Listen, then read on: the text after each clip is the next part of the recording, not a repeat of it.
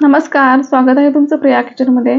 आज आपण गुजराती स्टाईल ताकाची कढी कशी बनवायची ते बघणार आहोत। करण्याची पद्धत थोडीशी वेगळी आहे। ह्याआधी तुम्ही अशा पद्धतीनं ताकाची कढी बनवली नसेल किंवा खाल्लीही नसेल तर तुम्ही ही कढी आहे ती नक्की ट्राय करून बघा। ताकाची कढी बनवण्यासाठी अर्धा तास ताक इथे घेणार आहे। त्यासाठी मी ह्या वाटीने 3 वाटी ताक घेतलंय। तुम्ही कोणत्याही वाटीच्या प्रमाणाने घेऊ शकता। आता 3 वाटीला मी ते छोटे 4 चमचे बेसन पीठ घेतलंय। त्यामध्येच आता आपल्याला पाव चमचा हळद घालून घ्यायची आहे। अगदी थोडीशी हिंग घातलंय कारण आपण नंतर फोडणीतही घालणार आहोत। चवीनुसार मीठ घालून घ्यायचं आहे आणि इथं गोडसरपणा येण्यासाठी थोडीशी 2 चमचे साखर घालून घेतले। साखरेऐवजी तुम्ही गुळाचा वापर केला तरी चालेल। पीठ आहे ते ताकात आपल्याला चांगलं मिक्स करून घ्यायचं आहे रवीच्या सहाय्याने। त्यानंतर आपल्याला हे भांडा येथे गॅसवरती ठेवायचं आहे आणि तुम्ही त्याची कन्सिस्टन्सी बघू शकता। आता जरी पातळ वाटलं तरी बेसन पीठ आहे ते शिजल्यानंतर थोडंसं दाटसरपणा येतो आणि गॅसची फ्लेम अगदी लो करून ठेवा। लो फ्लेमवरच आपल्याला कढी आहे ती बनवायची आहे।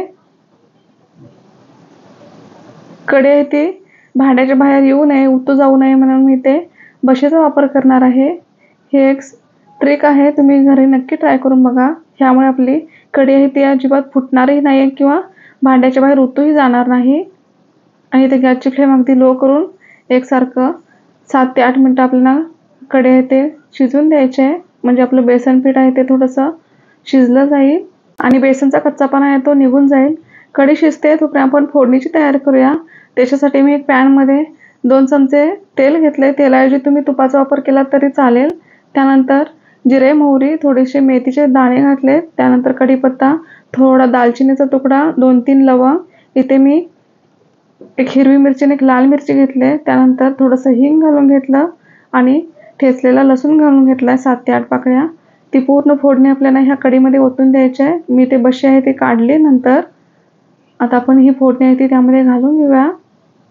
अगदी मस्त आपली ही आंबट गोड तिखट अशी कढी तयार होते आणि तुम्ही ही कढी आहे ती भातासोबत किंवा भाकरीसोबत ही खाऊ शकता। थोडीशी आंबट, थोडीशी गोड आणि थोडीशी तिखट अशी आपली ही गुजराती स्टाईल कढी खाताना अगदी मस्त लागते। तुम्ही घरी नक्की ट्राय करून बघा।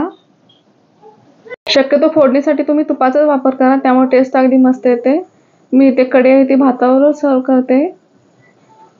तुम्हाला ही रेसिपी आवडली असेल तर प्लीज माझ्या चॅनलला लाईक, शेअर आणि सबस्क्राईब करा व बाजूला दिलेली बेल आयकॉन प्रेस करा, म्हणजे तुम्हाला माझ्या नवीन व्हिडिओचे अपडेट्स येत राहतील। थँक्यू।